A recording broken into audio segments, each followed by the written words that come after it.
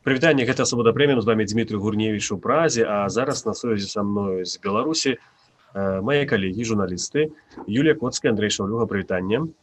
Прывітанне. Добрый дзень. Юлю Коцкую, Андрей Шаўлюга, пачат таго, што яны журналісты, аб'ядноўвае таксама тое, што яны правялі некалькі сутак у магілёўскім ізалятары пасля асвятлення акцыі падзеі, мірнай акцыі пратэсту ў Менску.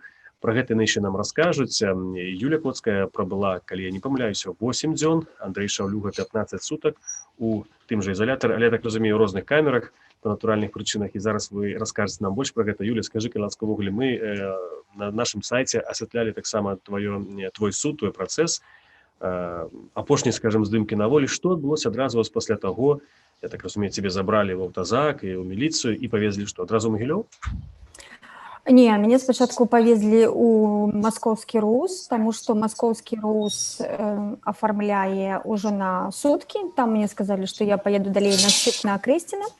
Я приехала в легендарный ЦИП Акрэсціна, прайшла па дворыку, троху так пахаладзела ззаду на спине, але як бы все было дастаткова карэктна. Але я вот зразумела, што людзі, якія працуюць в гэтым месцы, цяжка быць, ведаеш, як это, з высокімі эстэтычнымі пачуццямі, таму што абсалютна брудна, цемра, ну, вельмі непрыемнае месца. Меня завезли в ЦИП Акрэсціна і пасля далі мне белізну і адправілі на 3-й паверх, адкрылі жалезныя дзверы, і там я пабачыла сваіх 4 сукамерніц, сярод якіх была Катерина Андреева, журналістка Белсату. Зараз мы еще до этого вернемся. Зараз мы запытаемся, ці падобны быў шлях таксама у Андрэя Шаўлюгі пасля судовага працэсу. Тебе адразу павезлі ў ізалятар? Як это выглядала? Так, пасля Рауса нас пасадзілі ў аўтазак. Это быў зялёны вялізны аўтазак, знакаміты беларускі. Там было не шмат амапаўцаў, напэўна, чалавекі 3. Нас пасадзілі, завялі 30 чалавек, пасадзілі адразу на лавы, пасля сказалі стаць на калені і галавой уперціся ў лавы. Вось. Амапавец, які зайшоў да нас у кузаў, ён сказаў, што першы, хто дзёрнецца у бок супрацоўніка МАПа, выйдзе з аўтазака уперад нагамі. Вось. На Акрэсціна, значыцца, нас прывезлі гэтых жа 30 чалавек.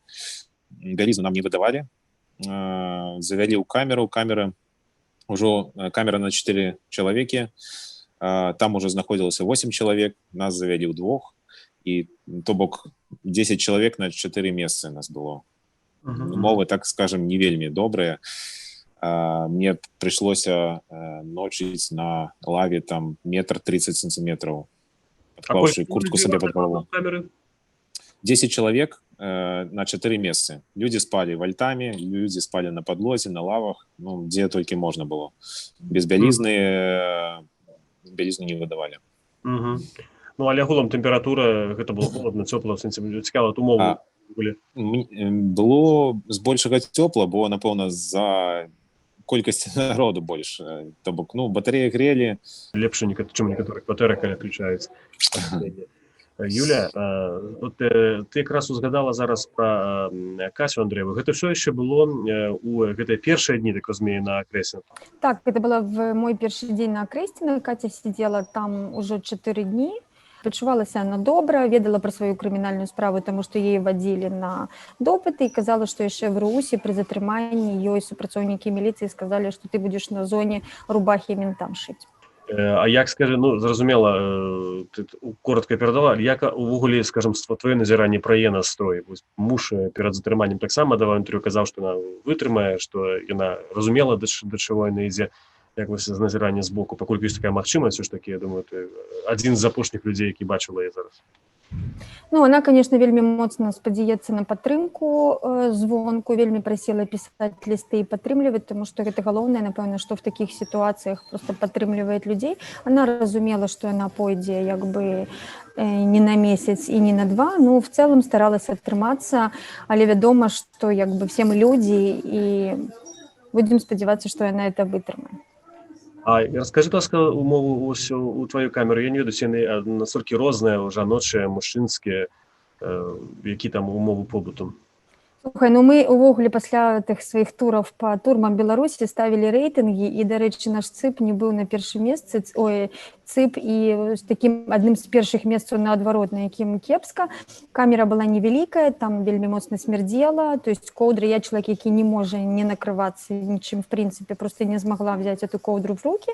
Ложкі былі такія металічныя, як бы спаць было дастаткова, ну, былі матрасы, але это матрацамі цяжка назваць, бо як бы яны такія цяжкападобныя на матрацы, але в прынцыпе як бы все вызначаюць людзі, якія побач. Вот людзі, якія побач, вызначылі то, што мне было там окей. І хто гэта быў? Бо, напрыклад, мы ведаем, што Ольга Хіжынкова, напрыклад, ну, так называюць бамжы, так, людзі без месца жыхарства, што іх пасадзілі разам з такімі людзьмі, нам быццам бы ім там нават валасы мые, каб там прасцей было дыхаць. А хто, апрача Канчак Андрэя, мы ведаем. У меня были абсолютно так званыя палітычныя. Это дзяўчына, ёй было 21 год, дзяўчына, якую затрымалі на плошчы Перамен, дзяўчына 33 гады, яна супрацоўніца клінінговай кампаніі з маршаў нейкіх адных серабрянкі, і адзіная была жанчына, яны так называюцца абязаныя. Это жанчына, якая не сплочвае дзяржаве аліменты, і вот она была змушана, там ее вызначылі яе месцазнаходжанне 15 сутак з намі, але в прынцыпе было абсолютно окей. А як скажа стаўленне, як іх называюць, ахоўнікаў, хутчэй за ўсё? Гэта былі жанчыны? Вертухай. Не, это былі мужчыны, як бы мне патрапіўся, і ў іх там уже, ведаеш, як бы ёсць нейкія свае мінушкі, таму што у кожнага там, не ведаю, на Жодзіна Міша Балаклава, на ЦИПе такі самы непрыемны, это силиконовая попа. Попа? Да, бо у него нейкая моцна накачаны, ведаеце, это месца, я кажу, правда, не паспела пабачыць, бо глядзела ў твар, а не туды, але дзяўчаты, якія глядзяць праз этой кармушкі, яны бачаць толькі фактычна вот эту ніжэйшую частку супрацоўнікаў, яны як бы зазначылі, і вот он быў дастаткова такі грубы, але я як бы ім казала і сама казала, што тым, што вы ображаете нас, и как бы вы нам горш не зробіце, это просто вы ображаете сабе, ну как бы я не прымаю это на свой. И был просто такі прыклад, калі меня вывозили в Магілёў, это вот про хамство, я спытала, а куды меня, он встал, казал, Коцкая з рэчамі на выход з белізны, я спытала, а куды, он кажет, у Варшавы, там не хапает пратэстоўцаў, я кажу, блин, нема візы, ну але вот такое. То есть эта грубасць хутчэй заключаецца ў нейкіх такіх перакідкай слоў пра нейкія падзеі, так разумею. Гэта не датычыць, напрыклад, умоваў знаходжання таго, што ён загадвае, як себе паводзіць. Не, абсолютно нема, то бишь это хутчэй просто в их манере коммуникации с тобой. Андрей, хто у вас быў? Тут была силиконовая попа, хтосьці яшчэ там, я забыўся першую мянушку. Асабліва ніхто не запомніўся з супрацоўнікаў. Магу сказаць, хто ў камеры быў. Камеры былі абсалютна розныя людзі. Я змяніў дзве групы людзей, то бок камера была адна, людзі сыходзілі, іх звозілі ў Жодзіна, адных, іншых там, як казалі, як Юля ўжо казала, у Варшаву нас звозілі ў Кіеў і Санкт-Петербург на экскурсіі. Вось.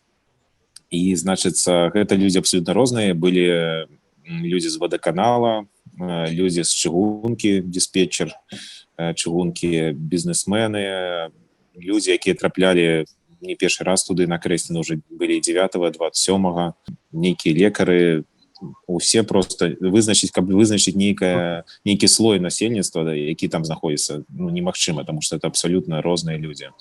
Скажем, трапілі тут сама так званая непалітычная з тобою камеру, которая не разумелі. Непалітычных не было, сидзелі ўсе людзі, так, яны так званыя палітычныя.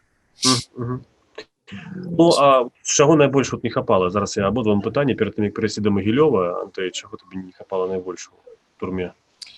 Найбольш, напэўна, не хапала гэта нармальная ложка, бо я 2 ночы правёў фактычна на гэтым зэдліку, можна сказаць, вось, і спаць там было немагчыма нармальна.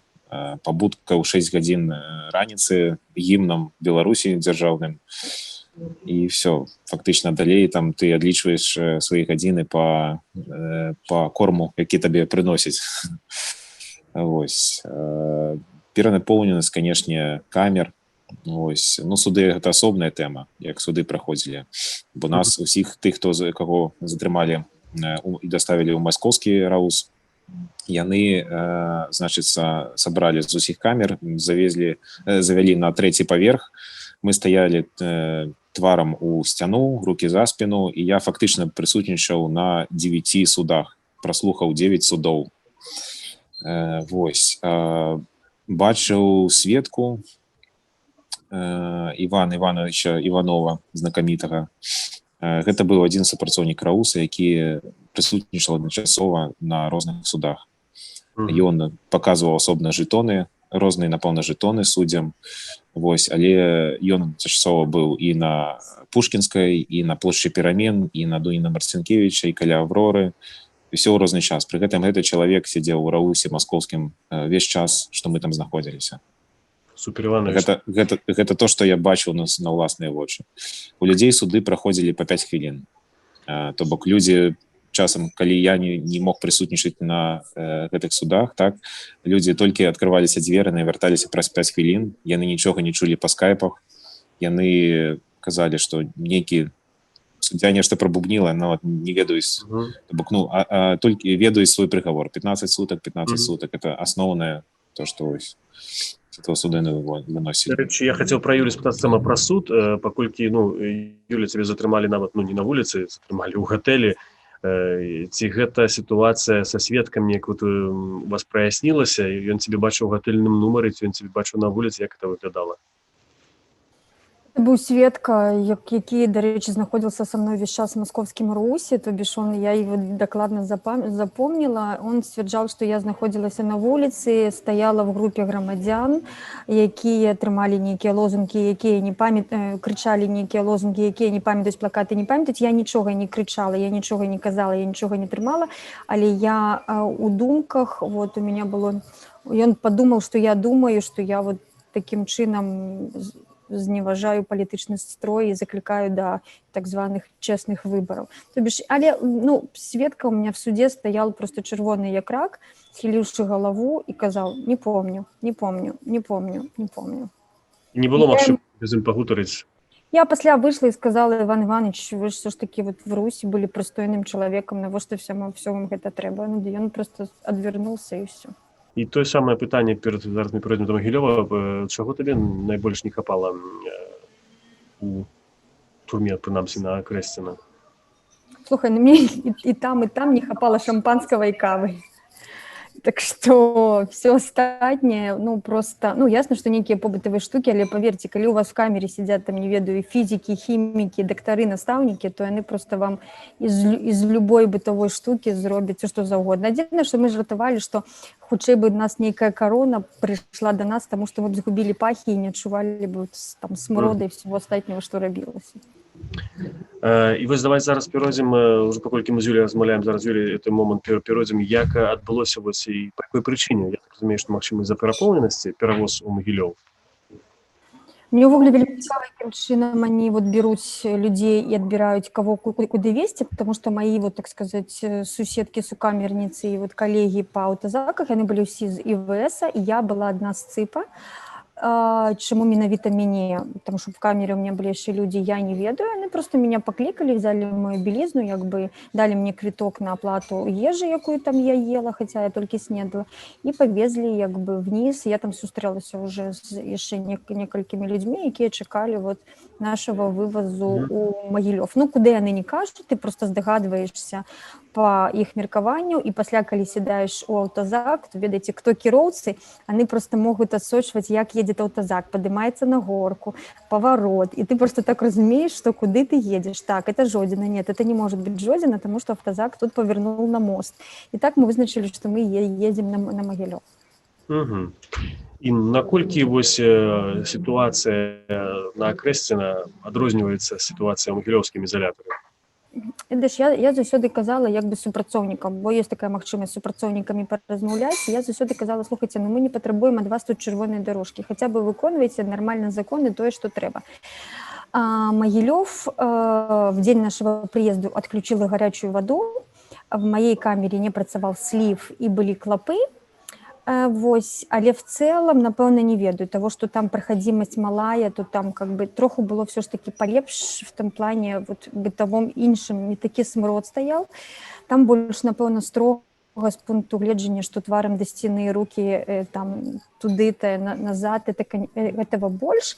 Але в цэлым, як бы, ну, цяжка сказаць, што лепш или горш. В Магілёве стала спакайней, таму што ты ўжо села в камеру, ты зашла, і там 7 дзяўчат з крикамі: «О, новыя змагаркі прыехалі!» Как бы они тебя віталі, у них уже абжыта, абсталяваны, яны табе расказвалі, як працаваць са змывам, як што рабіць, поэтому што выходзіць, калі няма гарячай вады. Я цяпер ведаю дакладна, што я выжыву ў лесе без вады, без нічого. Поэтому, як бы, ну, там как бы не цукар, але в прынцыпе. Андрей, ну выбачай за такое пытанне, табе дзе больш спадабалася, або дзе больш зорачак ты паставіў бы Магілёве ці Акрэсціна? Як разумею, все-таки умовы трошки розныя былі, без ножа мужчынскія, жаночыя, так разумею, інакш падыходзіць. На Магілёве, напэўна, было трошки лепш, таму што там хаця бы не было такой перапоўненасці камер. Вось, і напэўна, зорачка ідзе, мой голас аддаю Магілёву. Ось, але комфортнымі умовы назваць нельга ні там, ні там.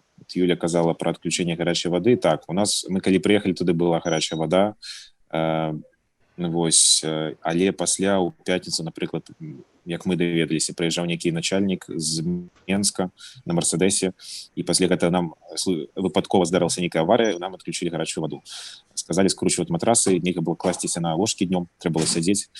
Вось, перашкоды ствараліся і там нейкія. Гэта недаход лістоў у час, гэта, ну, розным чынам это выражалася, так? Гэта нас не выводзілі на вуліцу прагуляцца, хаця абавязаны былі, так?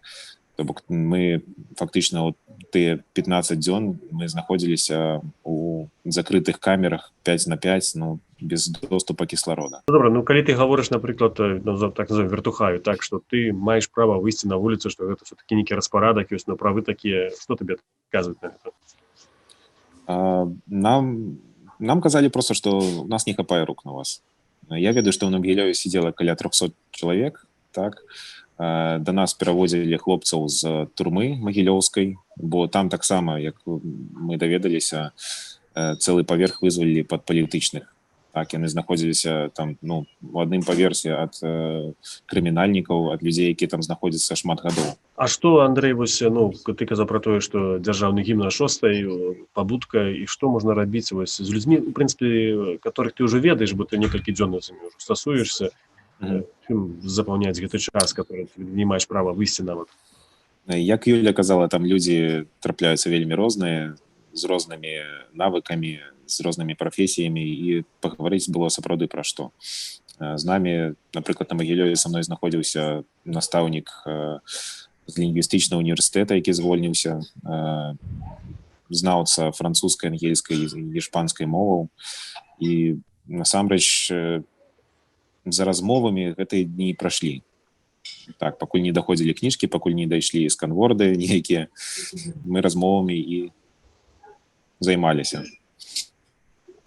Стараліся падтрымліваць нейкі парадак у камерах, то бок это нейкае мыццё посуду, мыццё падлогі, гэта было такім заняткам, які, ну, просто дазваляе не звіхнуцца. Юля, а што ты, як ты правяла, скажем, гэтыя 8 сутак з карысцю для сябе, што новага дазналася, магчыма, цікавага? Я выспалася, перш за ўсё, потому что вельмі ўжо стамляешься і хочацца спаць, а по-другое, ведаеце, што мы зразумелі, што в прынцыпе усе людзі, калі раней там казалі, што усе людзі знаёмыя адзін з адным там праз адно это рукапажацце, то цяпер все з адным знаёмыя праз адну адсітку. Таму што я, напрыклад, ела сала, прыгатаваная Аленай Маковскай, старшынёй бацькаўшчыны. Она просто, як аказалось пазней, она яго перадавала сваёй там нейкай сяброўцы в камеру. Я сидела з людзьмі, якія там з аднакурснікамі, аднакурсніцамі адваката Калеснікавай Салеем. І то бишь, і ты ўвесь час знаходзіш нейкіх знаёмых, нейкія кантакты, і, ну, як бы 8 сутак насамрэч это не так шмат. Это нормально проходит. Ну, плюс кожны распавядае свае гісторыі, як каго затрымлівалі, да, таму што ў меня сидзелі жанчыны пенсійнага ўзроста і як бы размаўлялі пра тое, чаму людзі выходзяць. Для мяне, напрыклад, я вельмі здзівілася, што просто цяпер беларуская мова і БЧБ, это, ведаеце, это нейкі фетиш теперь. Просто люди, калі чуюць беларускую мову, они кажут, вау. Там, ведаеце, у меня в камере дзяўчаты спрачаліся пра гімн пагоня, пра куплеты. Одна там заменила месцамі, и они просто спрачаліся. Я ніколі в жыцці не думала, что я доживу до момента, что я буду сидеть в турме, и люди будут спрачацца, як правильно спевать пагоню. Андрей, скажи-ка ласкавасць, як ты сустракаў людзей, которые, напрыклад, адсядзеўшы або сядзеўшы 15 сутак, это больш чым 8, у 2 разы амаль што, казалі, не, все ж таки, ну, гэта зашмат, я маю на ўвазе увесь гэты досвед, што гэта, ну, што ён шкадуе пра гэта, што ён збіраецца не ісці. Зразумела, што часам людзі кажуць нават так, што, о, я нічого не баюся, але насамрэч, вот, все-таки псіхалагічна это цяжка, так, і страх ёсць. Як ты адчуваў гэта, не просто чуў ад людзей, а менавіта вот... Ведаеш што, я бачыў, што настрой людзей ён не змяніўся абсалютна. 15 сутак не памянялі ніякіх поглядаў людзей. Яны, ніхто з іх, з кім я сядзеў, гэта каля 50 чалавек, якія прайшлі праз маю камеру, тым ліку. Яны, ніхто з іх не сказаў, што все, гэта апошні рубеж, мы далей не пойдзем. Яны ледзь не гатовыя былі без шнуркоў пасля турмы ісці на наступны дзень. Я не ведаю, наколькі можа паўплываць гэты... Пасля гэтага ўсяго, ну, скажем, ужо колькі трэці месяц людзей б'юць, саджаюць, крымінальныя справы. Матывацыя розная, яны патрабаванні ўсё тыя ж. Прайшло больш за 100 дзён пратэсту, патрабаванні не змяніліся, бо ніводнае з гэтых патрабаванняў не выкананае. Людзі патрабуюць ўсё таго ж. Вось, я сустракаў людзей, якія сидзелі 9-го падчас збіцця. Тыя камеры, дзе нас зараз знаходзілася 10 чалавек на 4 ложкі, людзі казалі, што там знаходзілася 38 чалавек на 4 ложкі. Людзі стаялі, просто не маглі нават сесці ў гэтай камеры. Кандэнсат, які скапліваўся на сценах, ён просто сцякаў кроплямі. Ось. І гэты чалавек, яго затрымалі пасля 27-го, ён адседзеў на Крэсціна і разам са мной трапіў у камеру 15-го. Ну, чалавека нічога не змяніла. Ён бачыў тыя пабоі 9-го, ён бачыў, пасля атрымаў суткі 15 сутак і, ну, я не ведаю, што гэтых людзей можа збіць з таго шляху, на якім яны зараз знаходзяцца. Можно я просто коротко додам? Просто я на простки пытала. Вы пойдете, вот вы выйдете, вы пойдете далее. Причем люди сидели ни одного термина со мной, да, что называется. Вы пойдете, и мне все казали, ну, некоторые казали, ну, наступный, может, пропустим, а там, да, некоторые просто кажут, ну, конечно, а як? Ну, то бишь, калі мы не пераможем, нас просто, ведаешь, тут забьют всех. И они не казали уже там про некие голосы, про нечто все, они просто настолько бачат вот это беззаконие и цалкам правовый дефолт, что они кажут, ну, просто все, мы разумеем, что калі мы не пераможем, ну, то бишь, жить у этой краине не маяк. И еще одна такая рэч, я задавала людям питание, чаму яны в прынцыпе выходзілі на вуліцы, чаму вот там раней все там, не ведаю, 10-15 год им было все роўна, яны не ўплывалі. І мне сказалі, што впершыню летом до этого люди не адчувалі себя беларусамі і грамадзянамі этой краіны. І вось калі яны выйшлі зараз улетку, мне казала одна дзяўчына, я просто адчула, што я беларуска, што это мои як бы люди, і это моя краіна, і я хочу застацца тут. І просто это для меня, укажу, увогуле ніхто не казал там ни про выборы, ни про грошы, ни про экономику. Все казали просто, что жить вот в таким правовым дефолте и таким гвалте просто немагчыма. До речі, хвороба журналіста, то залежність від інформації, як наскільки складано було і чи давалося як так компенсувати це, або все-таки був доступ до некої інформації про кагосьці, про як ви дознавалися про некоторые детали того, что бывает звонку, Андрей? Все ж таки людей стараются садить, новых не подсаживать до старых, каб люди не доведывались просто эту информацию. Так. И мы фактично, ну так, мы прагнули нейкай новой інфармацыі, як прайшлі новыя маршы, што адбываецца ў краіне, бо невядома, можа там новы ўжо прэзідэнт, а мы сядзім тут у турме. Вось, мы праз нейкія газеты, праз нейкія лісты ад родных нейкую інфармацыю атрымоўвалі, так, і было дастаткова. Ну, займаліся, мы чыталі кніжкі фактычна. Так, доступу інфармацыі мала, але ну, тая, якая поступала до нас, мы яе абсмоктвалі, так скажем. Але дзяржаўныя газеты, прэса некая поступала туды, не? Не, амаль не. Нават Савецкую Беларусію вы не маглі прачытаць Гаворшчыка і Гладкую? Нет. Целася, але не. Можа, больш пашчасціла, як з інфармацыяй? Мне, слухай, ну я тебе расскажу. Вот адгадай тэлеграму. Аналізаў было шмат, але соя упала ў 3 разы. Што это азначае? Ну, я так разумею, што... Прабач, яшчэ раз, ласка, аналізаў... Аналізаў было шмат, соя упала ў 3 разы. Не, я не хочу зараз себе Ну, сам... вот я тебе расскажу. Это значит, что людей вышло шмат на апошні марш, але як бы затрыманых было ў 3 разы больш.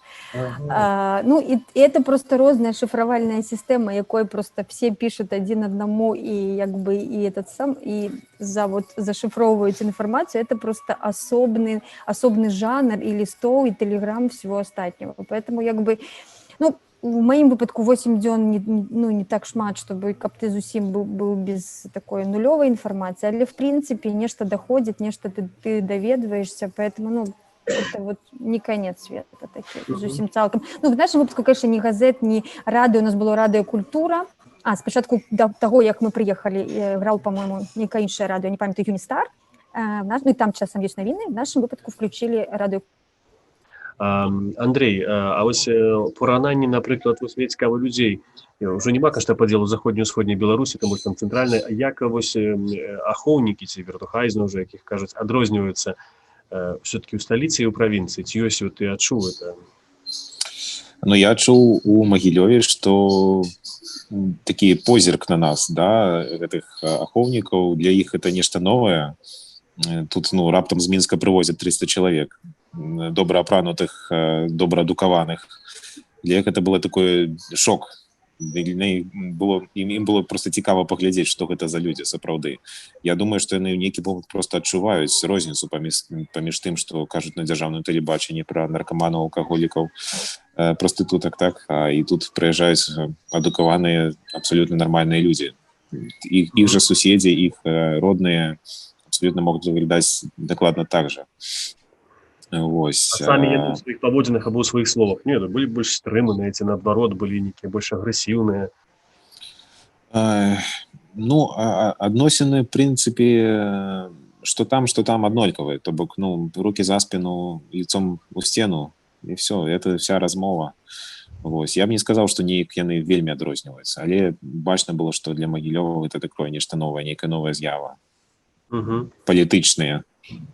Юля, ты ўвогуле з горадні, з заходняй Беларусі, як людзі паміж усходняй і заходняй Беларусі адрозніваюцца на прыкладзе такіх людзей? Ну, слухай, ну не бачна, што яны як бы рэгіён, і яны кажуць, там, едьце вы на сваё Акрэсціна, прыехалі вы са свайго Акрэсціна, там, такім чынам.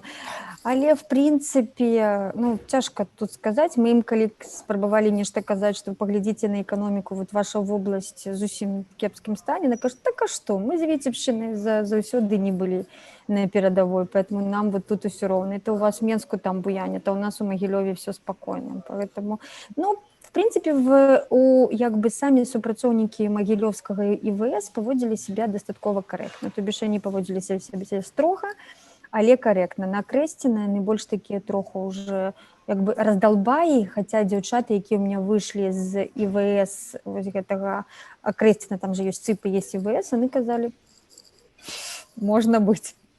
Андрей, долучыся, калі ласка, на хвіліначку до нас. І я разумею, што ў Магілёве таксама левых людзей, як вы так мовіце, не далучаных ці да пратэстаў, ці да нейкай справы, скажем так, апошніх палітычных крызісаў, там не было, так? Ведаеш, што да мяне ўсё ж такі трапіў адзін чалавек у камеру, які патрапіў выпадкова абсалютна у турму. Так, гэта быў амаль падлетак. Я на першы погляд падумаў, яму гадоў 14 ці 15. Это, ну, просто абсолютно малады школьнік, малады чалавек. Так, ён выпадкова патрапіў на рызе, выходзячы з крамы. Да яго просто пад'ехаў бусік, там ніякай акцыі не было, нічога не адбывалася. Пад'ехаў бусік, і яго схапілі і зацягнулі ў аўтазак. Вось. Ну, соотносно, пасля на судзе ён распавядаў, што зноў жа выкрикваў, быццам бы лозунгі, яму сказалі, і, ну, все ў тым жа стылі. Вось. Мне насамрэч шкада, што такія людзі трапляюць у такія ўмовы, з аднаго боку. З іншага боку, гэтыя людзі, магчыма, новыя людзі даведваюцца все ж таки, все, што адбываецца насамрэч так у краіне. Я думаю, што гэты падлетак, які з Дражні, так, ён з Дражні родам менскай, я думаю, для яго гэта таксама была такая школа. Ён трапіў да настаўніка вышэйшай школы французскага языка, так, ён трапіў да людзей адукаваных. І я думаю, ён вынес з гэтай турмы, з гэтага изолятора больш, чым ён бы падхапіў бы на вуліцы, так. Пытанне зараз да Юлі, вось наколькі за гэтыя 8 дзён што ты адчула, калі выйшла, ці нейкія змены ў грамадстве, апрача надвор'я, канешне, наколькі вось хутка зараз все гэта адбываецца ў грамадстве? Маю на ўвазе нейкія і настроі таксама, і погляды, ці ўсё ж такі гэта ўсё пакуль што роўная, скажем, лінія ідзе?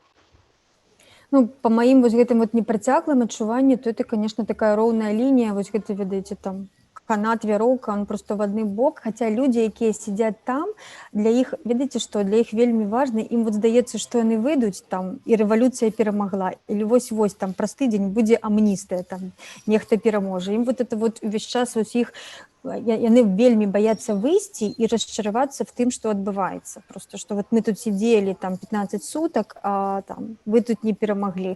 Хаця, ну, як бы вот пасля я атрымліваю ад іх лісты, яны мне пишут: все класс. Так что, ну, по моим вот этим недельным отсетку я не побачила змен ни у один, ни у другі бок. Угу. То есть, до речі, я так разумею, вы падтрымліваеце сувязі з тымі людзьмі, з которыми ты сядзела, некім чынам яшчэ, так? Ну, конечно, яшчэ зробім не один матэрыял. Угу. Это цікава. Андрей, ці у вас таксама тое самае, ці новыя сябры з'явіліся пасля адсеткі? Так, конечно, з'явіліся новыя сябры, все ж таки 10 там, суток, 15 суток разом з незнаёмымі людзьмі, ты раднішся з імі, ну, знаходзяцца нейкія новыя спосабы, значит, узаемадзеяння пасля, нешта для сябе новае знаходзіш, так. Мы дамовіліся далей размаўляць, і я буду цікавіцца, як у іх справы будуць праходзіць.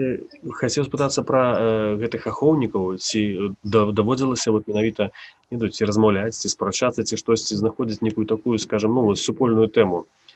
Ці гэта тэхнічна не было просто на той магчымасці? По чарзе тое самае пытанне. Андрей можа адказваць, паколькі ты ўключаны. Тэхнічна, так, яны не вядуцца на нейкія размовы, так, яны, это не, просто не положено, так. Але былі выпадкі, калі все ж таки я пару словамі перакінуўся з імі. Ёсць, сустракаў людзей, якія абураныя затрыманнямі журналістаў. Яны не разумеюць, як так можна рабіць. Ось. І я бачу, што людзі там абсолютна розныя служаць. Ось. І заўсёды можна, служачы там, так, можна адносіцца часам па-чалавечы да людзей. Ось. Юля, у тебя не такое ўражанне, што гэта людзі, которые жывуць ва ўласным свеце, такім прыходзяць на працу і дома таксама жывуць? Ці ўсё ж такі гэта людзі, которые уключаюць пэўна такі вось нейкі ўзровень іншы на працы. Яны нічого не разумеюць, яны просто выконваюць працу, а дома яны ўсё цудоўна разумеюць, просто праца гэта праца. Зноў жа розныя людзі, зноў жа кажу по-рознаму, але я не моцна думаю, што для них праца это праца дом-дом, таму што, напрыклад, хаця з намі, кажу, з дзяўчатамі тыя людзі былі карэктны, нас нават называлі на Магілёве дамы, да?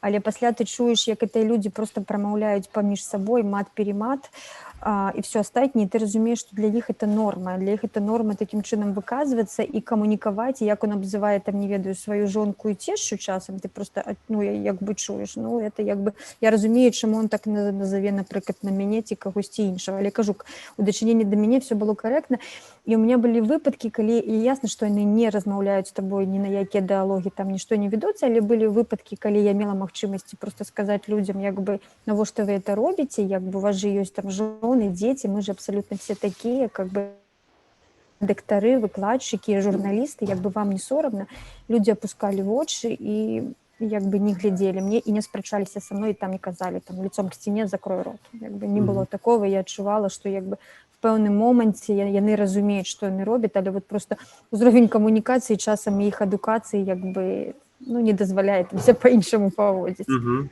Ну, але некая літасць была з іх на боку, ну не ведаю, можна ж таксама нават не некім словам бы забаронена гаварыць. Была, не скажу, але была. Ну, то бишь своими способами, кожны на тым узроўні, кажу, не все, але некаторыя людзі сваімі спосабамі, сваімі магчымасцямі абсалютна спрабуюць табе дапамагчы, ну, хаця бы мінімальна в тых умовах, якіх мы існуем, то бишь яны спрабавалі зрабіць, так сказаць, тваё жыццё лепш. Андрей, які у тебе самы, не ведаю, моцны ўспамін, ці, ну, который за гэтыя 15 сутак найбольш западзе? Гэта можа быць або вясёла, або сумна, неважна, тое, што вот сапраўды запала ў памяць. Ведаеш, тут, напэўна, адзін успамін такі не прыгадаеш, гэта нейкая вот просто, быццам бы ты ўзяў, прачытаў нейкую кнігу, так?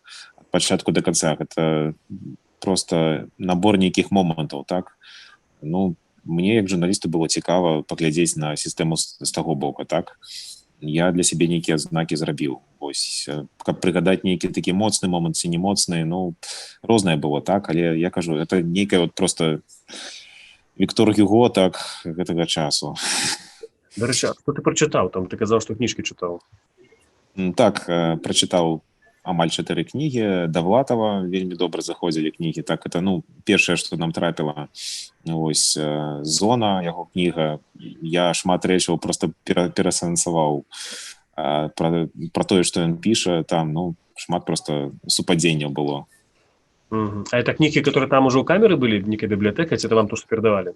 Гэта да нас дайшло, так, это першыя кніжкі, якія да нас дайшлі. Яны са спазненнем прыйшлі, але вось, ну, мы іх там чыталі, пускалі по кругу, так, кожны адзін прачытае, перадасць іншаму, вось, ну. Юлія, таксама спытаюся, ну, фільмаў там наўрад ці можна было глядзець любімыя серыялы, любімых каналаў. Апрача размову і сну, так, гэта былі кніжкі ці што? Да, это была книжка, я прочитала книжку «Мастацтва тонкага пафіізму».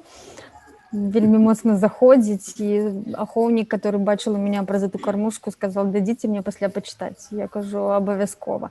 Ну, кніжкі, размовы, жарты, кажу, я навучылася, у меня там новыя лайфхакі, як грэць ваду, там, не ведаю, як змываць прыбіральню, калі яна не Як грэць ваду, як змываць прыбіральню, як это? Грэць ваду можна по-рознаму, там і бутэлькі, і пакеты, батареі, ну, то бишь, як, ну, як бы, я кажу, калі у тебя в камеры сидят люди просто розных профессий, что бы ни робили вот эти люди, которые спробуют тебя позбавить всех вот этих бытовых умов, это без сенсу, потому что люди в камере просто в десятки разов разумнейшие за их. Я просто нават одному сказала, что, ведаете, как бы у меня один человек с камеры разумнейший за весь ваш ИВС просто, так что вам как бы без сенсу с нами справляться просто. Ну и там те один супрацоўнік, я его прошу нечто зрабіць, он мне кажет, у меня в одно ухо вылетело, в другое улетело. Я кажу, так калі бы книжки читали в детстве, у вас, может быть, скажу, нечто бы заставалося б.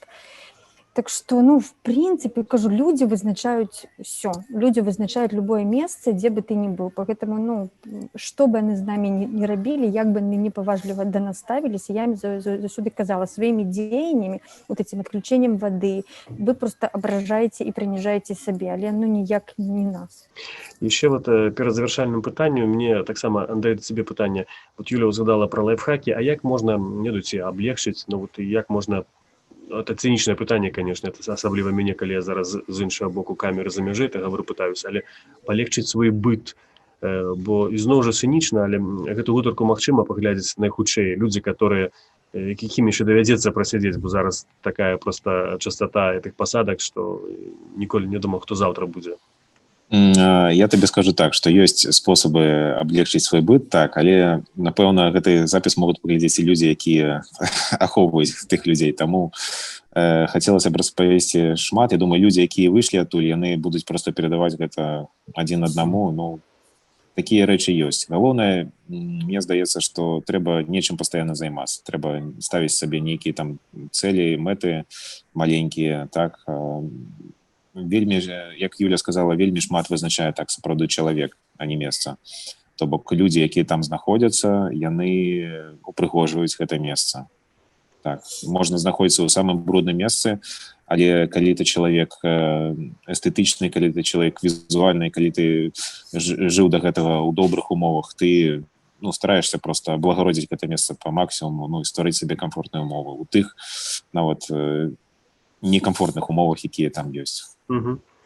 Ну, ще питання по журналістській лінії до вас, паколькі ось, ну, затрыманне, ну, прынамсі Юля адбылося ўвогуле не на акцыі пратэсту, а ў гатэлі, хаця і падчас, так разумею, акцыі. Гэта сведчыць пра тое, што журналістам цяпер увогуле, ну, па сутнасці, няма як працаваць. І мы гэта ведаем з тых шматлікіх працэсаў, якія зараз адбываюцца не толькі адміністрацыйных, але таксама крымінальных. Як вы бачыце ўвогуле магчымасці працы для журналістаў у Беларусі цяпер у такіх умовах, Юля? Ну, то, что працаваць журналістам цяпер, это просто небяспечна з самага пачатку, это просто вот, ну, зараз 100%, и, конечно же, ну, мы все, я не буду ганарыцца там тым, што ці казаць, што не, мне не страшно, я зараз пойду, конечно же, страшно, але, ну, як это, я ведаю спосабы, я ведаю метады. Я их не скажу им. Или я як працавала, так і буду працаваць. Тому што, ведаеце, ну, мне нават сорамна. Я сидела з людзьмі, калі я з імі размаўляла, і яны казалі, нет, мы будем працягваць, а это люди там працоўныя з заводов, у якіх не будет заробка, нават іх не звольняць, у них просто заробка не будет. Там дзяржслужачыя былі, якія пазбаўляюцца працы, і яны казалі, не, мы як бы будем хадзіць до конца. То як бы я, як чалавек, дакладна кажу, што я буду працаваць, тому што... І людзі казалі, я кажу, я не раблю злачынства. Тому я заўсёды маю рацыю. Угу. Андрей, ну ты як фотограф, ось, хто што будзе стрымліваць выходзіць ці як? Ну, па вялікім рахунку ты закону ніякага ввогуле не парушаеш. Хочаш рабіць сваю працу. Так, я фактычна закон ніякі не парушаў. Я знаходзіўся нават па іх версіі, так, я знаходзіўся каля людзей, каля групы людзей. Я запытаўся ў сведкі, ці былі ў мяне плакаты, які ці нешта выкрыкваў. Ён сказаў, што не, ён нічога не выкрыкваў, ён нічога не трымаў. Калі я запытаўся, ці маю я права прысутнічаць на масавым мерапрыемстве як журналіст, ён сказаў, я не ведаю. Вось, хаця ёсць закон, які дазваляе нам прысутнічаць на масавым мерапрыемстве як журналісту, так? Мы нічога не парушаем, што мы стаім каля групы людзей, так?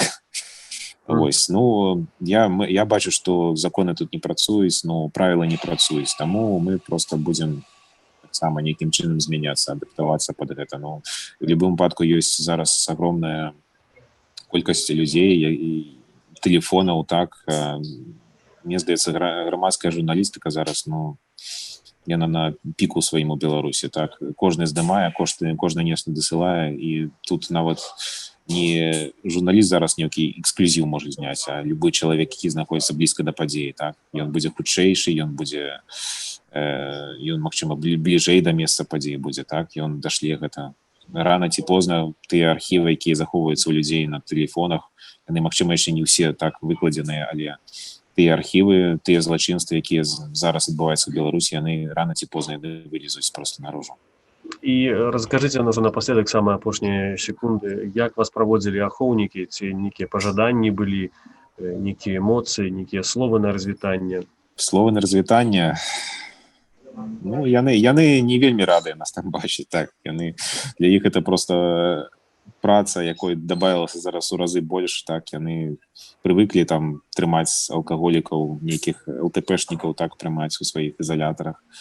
Ну, для іх это просто нагрузка лішняя. Яны, я бачу, што лепш наступным разам не попадайцесь. Так. Юля. І, канешне, абураныя, канешне, яны затрыманнямі журналістаў. Ну, я не ад аднаго ахоўніка чуў, што, ну, затрымліваць журналістаў гэта просто, ну, край ужо. Угу. Юля, хто быў больш шчаслівы, калі выходзіў? Ты ці ахоўнікі? В маёй сітуацыі нават уже не ведаю, таму што, ведаеш, у мяне было шмат пытанняў да людзей, таму як бы адзін з ахоўнікаў сказаў 2:40 і арведэрчы. Вам таксама тады арведэрчы, дзякуй вялікі, што знайшлі час для мяне. Я нагадаю, што сёння маімі госцямі на сувязі з Беларусі Юлія Коцкая і Андрей Шаўлюга, журналісты, а для вас працаваў я ў празе Дмітрий Гурневич, вы глядзелі канал Свабода Прэміум. Дзякуй за тое, што былі разам з намі, падпісвайцеся на наш канал і заставайцеся са свабодай.